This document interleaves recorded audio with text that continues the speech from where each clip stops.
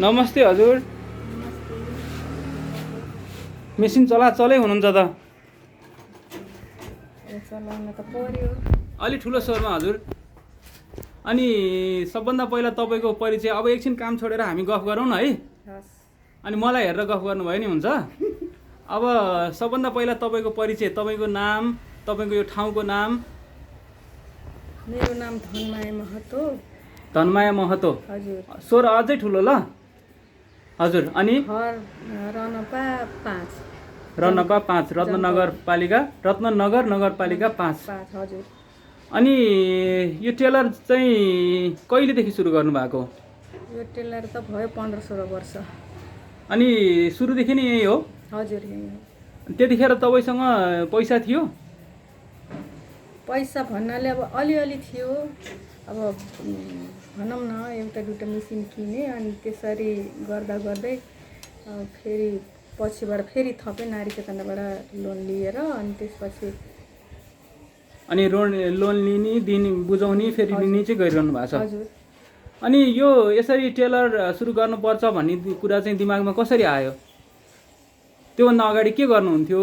अनि यसरी व्यवसाय गर्ने, पसलै बनाएर सुरु गर्ने भन्ने चाहिँ कसरी दिमागमा आयो? अब पहिला त खेतीपाती नै गरिन्थ्यो किसान।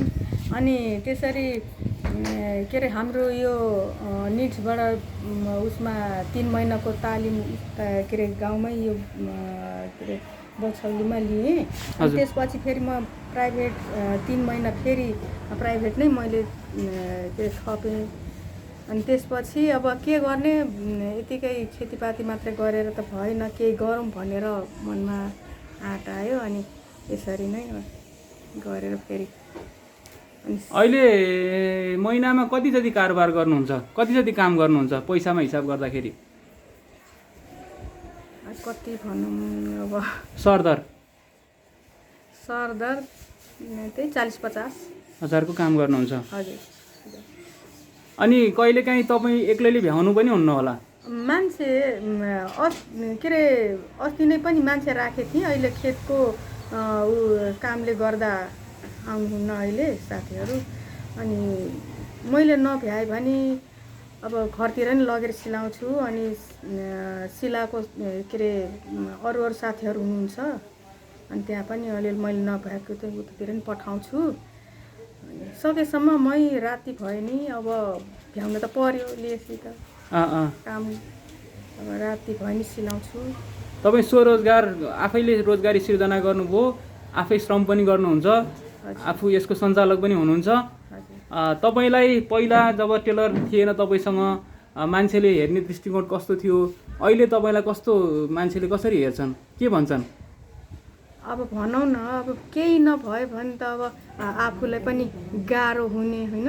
समाजले हेर्ने दृष्टिकोण पनि अलि पैसै नभयो भने त मान्छे साह्रै गाह्रो हुन्छ नि त। अहिले पैसा छ तपाईँसँग? अब आफूले काम चलाउ त छ, आफूलाई पुग्दो छ।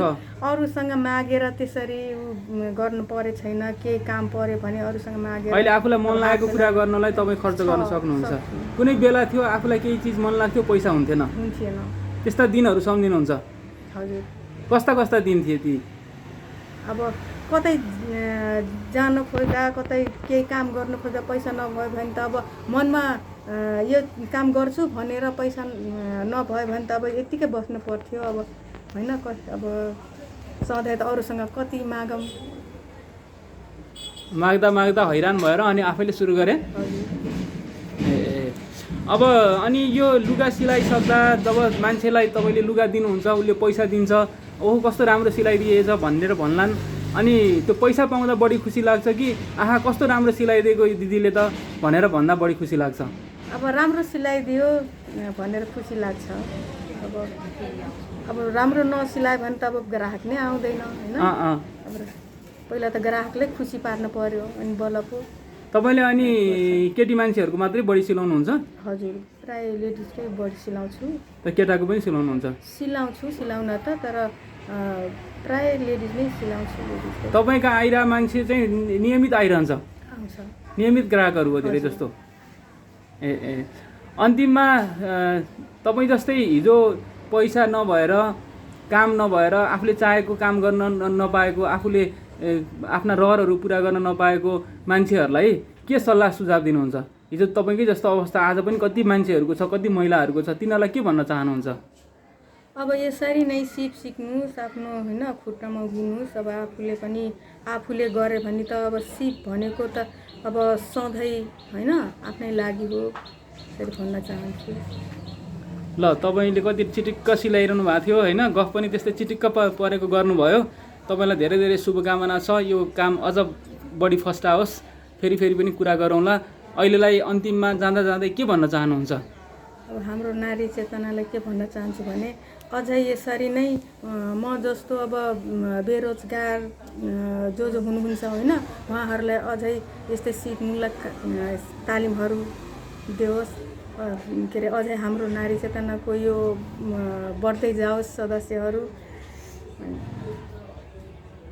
अनि के अरे प्रतिभा सुवेदी म्याडमलाई नै के अरे धन्यवाद दिन चाहन्छु, किनभने उहाँले नै गर्दा हामीले यहाँसम्म अहिले आयौँ। हस्, तपाईँलाई धेरै धेरै धन्यवाद।